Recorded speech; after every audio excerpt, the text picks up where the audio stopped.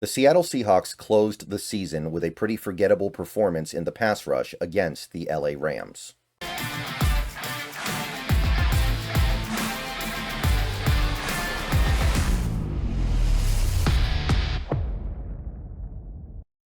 What's going on, everybody? Good Friday morning. Hope you guys are doing well today. And it's time for the final weekly series video of the season. The Seahawks, their season is over.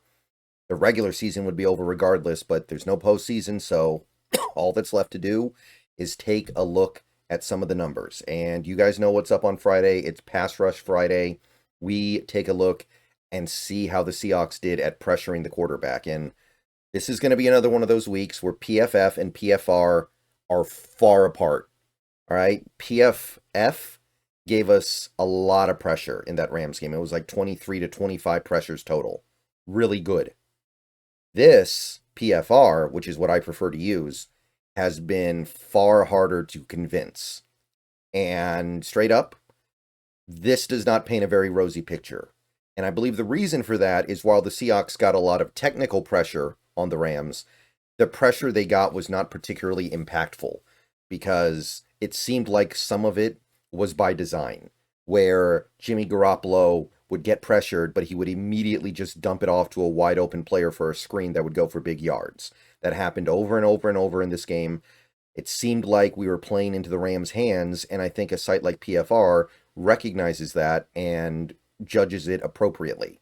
So the numbers here are going to be a lot less, maybe a little too much less, but I think the point is true. The pass rush we got against the Rams, some of it was good, but a lot of it was empty. And also, since this is the last Pass Rush Friday of the season, we're going to be taking a look at the overall numbers as well for one final time to see how the season ultimately came out. So, defensive line, going to start there. Excuse me. Not bad. Leonard Williams had 2 pressures, both of which turned into a sack. So, I mean, he's playing the way he's played for most of the end of the season here. Dominant stuff. Ends up with 11 sacks. Can't ask for any more from Big Cat. He was as good as they get. And Jarran Reed chipped in a pressure as well. So that's 3, which is all you would really expect, right? Byron Murphy played 3 snaps. He's not going to do anything in 3 snaps.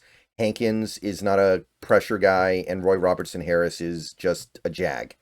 So there's really not much to say, except it just goes to show that we just don't have depth on the defensive line to help us out in these circumstances. One guy gets hurt, and we've got no answer.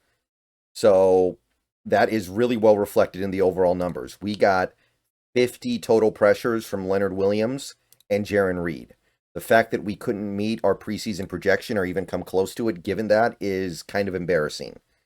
And you can see how we did it. We got very little pressure from Byron Murphy. We got no real pressure from Mike Morris. And there was nobody who came up to, make up for it.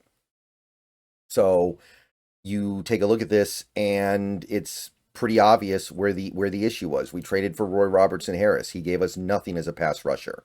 And maybe he wasn't here to do that, but we needed somebody. Because Mike Morris was supposed to be a guy, and I think he may not even make the team next year at this point. So this is why I definitely look for this team to add to the defensive line this offseason. I think we need depth, or we need Byron Murphy to become a much better player in 2025. Leonard Williams can give us another year of really good production. I'm convinced of that. If we bring back Jarran Reed, he'll be good again. I don't think he's out of gas yet. But this is not sustainable. We're getting all of our defensive line pressure from 2 guys, and the other guys feel like they may as well not even be there. So 60 total out of a 75 projection. And look, the projection includes Roy Robertson Harris, who wasn't on the team when the season started, but I don't think that really changes anything all that much. You should be able to get to about 70 pressures from a defensive line like this that has this much star power at the top. We did much better than I expected from Big Cat and Reed, and it didn't matter enough. Linebackers, some good news here. We got some pressure, according to PFR, from the linebackers. Ernest Jones had 2 pressures, including a sack, and Tyrese Knight had a sack as well. So both those guys came in clutch with the quarterback pressures. And this one's a little bit hard to parse through because we got to understand Jerome Baker and Tyrell Dodson didn't play the whole season, not even close. Baker played like a quarter of the season. so their projections are meaningless.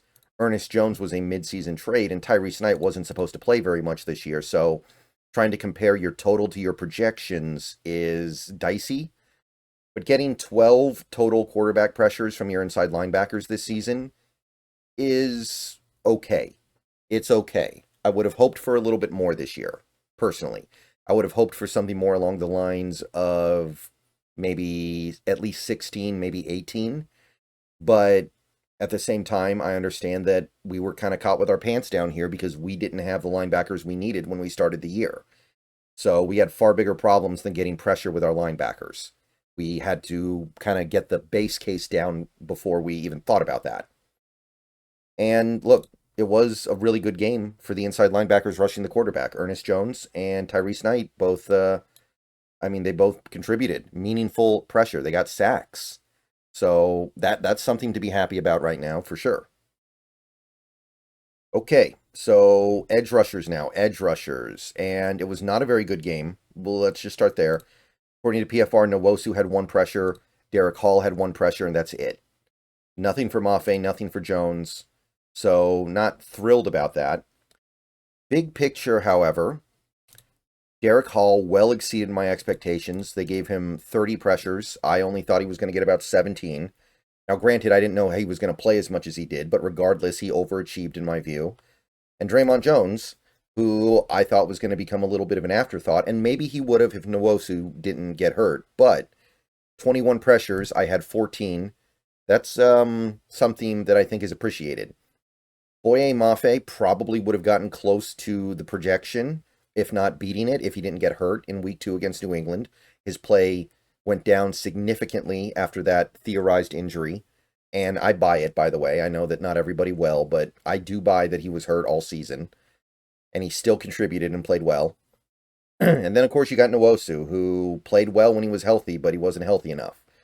Probably would have gotten close to the projection, if not beating it, if he was healthy all year. Of course, that would mean less pressures for other guys, but the point I'm trying to make here is that I don't think this is bad. I don't. We got 81 pressures from the edge rushers this year by my count, and I projected 89, assuming reasonable health. We didn't get that. Mafe played almost the whole year hurt, and Nwosu missed most of the season. So if those things don't happen, and things are a little more, equal, like maybe Nwosu misses a few games instead of most of the season, and maybe Mafe plays the last few games hurt instead of every game but the first few, you probably would have easily beaten 89 pressures. So I'm happy with the edge room overall. I know you'd prefer to have a super stud killer that we don't have right now, a TJ Watt, Myles Garrett, but this is not bad. So I'm happy with this. Draymond's probably gone next year. We're probably going to have to do something significant to replace him. I'm okay with that. I think he's replaceable. And I'm hoping we get the right guy in here. If it's somebody like a Jadeveon Clowney, then that's great. If it's somebody like a Jalen Walker, that's great too. If it's somebody like an Ashton Gillotte, that's great too. But we're probably going to have to do something to replace him, so we have, at the very least, our 4 guys. 4 quality guys. Capable guys. All right. So moving along here to the cornerback. First of all, this game, they added nothing. There was no cornerback pressure in this game. There's there are going to be pretty frequent games where you just don't get anything from your cornerbacks. Big picture, I would say we got what we needed. We got what we wanted. Witherspoon, 7 pressures this season. I was only giving him 5. And he really got unlocked at the end of the year here. I mean, these last 8 games, he got, 5 pressures. I'm pretty happy with that. So next year, when things are a little bit more on an even keel, I think you're going to see the Seahawks unleash him even more. Maybe start using him the way the Ravens use Kyle Hamilton even, just playing him everywhere. But for what we had to work with this year, I think this is good. Woolen ends the season with 1, and he's the only other corner to get a pressure. You wouldn't expect a lot from him. And that's it. No other corner got pressure this year. And safety, again, goose egg this week. Not much to say. Big picture, we got 4. 2 from Rayshon, which were both sacks, and 2 from Kobe, which were game-ending quarterback hits. So that's a lot of bang for your buck. Overall, the safeties were pretty... I mean, let's be real here. I think most people would have said we're going to get more pressure than this from our safeties in a season of Mike McDonald running the defense. 4 pressures. I expected about 7, and I was expecting it to mostly come from Julian Love. So the fact that he ended up with 0 is interesting, but I don't know if it's anything alarming. Again, the defense spent a decent chunk of this year being completely scrambled and not being able to figure anything out. So it's, to a certain extent, a little understandable. So that's an area that the team has to improve in next week. So, or next year, excuse me. So 8 pressures total from the defense, which, given the fact we were playing a bunch of backups, is not very good. I know that number probably seems a little bit low, and it seems like we deserve a little bit better, but again, you have to ask yourself, did the pressure do anything positive? Was the pressure you playing right into the Rams' hands? It felt like it might have been. I don't know. It depends on your perspective there. So on the season, we're talking about 165 total pressures in 17 games. That's basically 10 a game. That's okay. I'm not against it, but I was hoping for a little bit more this year. And this projection doesn't matter. I want to be clear. This projection is assuming things that didn't happen. It's assuming Nwosu played the full season. It's assuming that guys like Mike Morris actually got on the field. But I would say that next year the goal should be something like 185 to 190 pressures. Make a big step in the right direction. Get healthier players. Get full seasons from key players. And don't be under 10 pressures a game. Like, that's good, but we're trying to aim a little bit higher here. We're trying to dream bigger. So that is your final pass rush Friday of the year. Let me know what you guys think. I'll see you guys later. Go Hawks.